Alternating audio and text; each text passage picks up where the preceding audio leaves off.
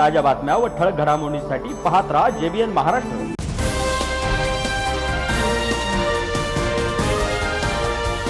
जळगाव शहरातील अयोध्यानगर परिसरातून एक धक्कादायक घटना समोर आली आहे। शाळकरी विद्यार्थ्यांमधील किरकोळ वादाचे रूपांतर थेट धारदार शस्त्राने झालेल्या हल्ल्यात झाले आहे। मिळालेल्या माहितीनुसार 10वीत शिकणाऱ्या एका अल्पवयीन विद्यार्थ्यावर त्याच वर्गातील दुसऱ्या अल्पवयीन विद्यार्थ्याने शुक्रवारी सकाळी 10:30च्या सुमारास हल्ला केला। 2 दिवसांपूर्वी झालेल्या वादाच्या रागातून हा प्रकार घडल्याची प्राथमिक माहिती समोर येत आहे। या हल्ल्यात जखमी विद्यार्थ्याच्या बरगडीजवळ गंभीर दुखापत झाली असून त्याला तातडीने शासकीय वैद्यकीय महाविद्यालयात उपचारासाठी दाखल करण्यात आले आहे। या घटनेनंतर अयोध्यानगर परिसरात एकच खळबळ उडाली आहे। दरम्यान जखमी विद्यार्थ्याच्या पालकांनी संबंधित विद्यार्थ्यावर कठोर कायदेशीर कारवाई करण्याची मागणी केली असून पोलिसांकडे तक्रार करण्याची भूमिका घेतली आहे। पोलिसांनी घटनास्थळ परिसरातील CCTV फुटेज ताब्यात घेऊन तपास सुरू केला आहे। नेमके हल्ल्याचे कारण काय आणि या घटनेमागील सर्व परिस्थिती काय होती याचा सखोल तपास आता पोलीस करत आहेत। दादा, काय घटना आहे नेमकी? काय घटना घडली आज सकाळी? माझा मुलगा 10वीमध्ये शिकतो, इत्ता 10वीच्या कक्षामध्ये। त्याच्या 10वीमध्ये बरेचसे विद्यार्थी शिकतात। त्यापैकी एक मुलगा एक गुन्हेगारी प्रवृत्तीचा मुलगा आहे। आतापर्यंत त्याने 2-3 वेळा असे इन्सिडेंट शाळेमध्ये म्हणा की परिसरात असे घडवलेले आहेत। आणि 2 दिवसापूर्वी त्याने शाळेत माझ्या मुलाला काही किरकोळ कारणावरून लात लागण्याच्या किरकोळ कारणावरून मारहाण केली।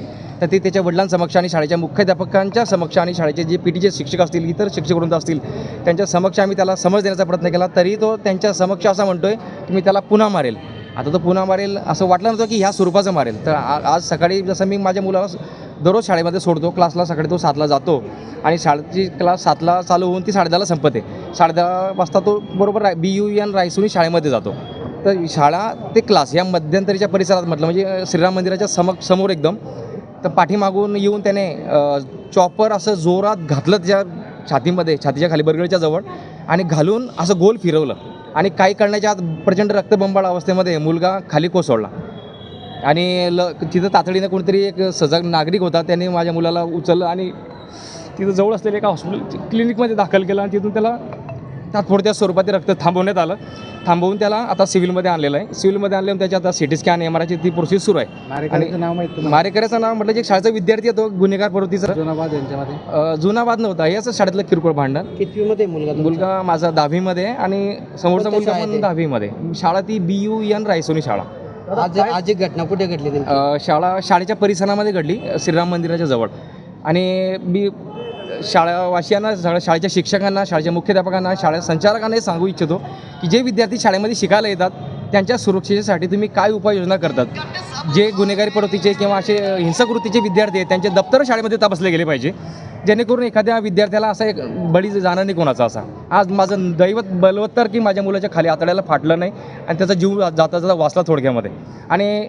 आणि आमच्या MIDC परिसरामध्ये ही हद्द MIDCचीच हद्द आहे।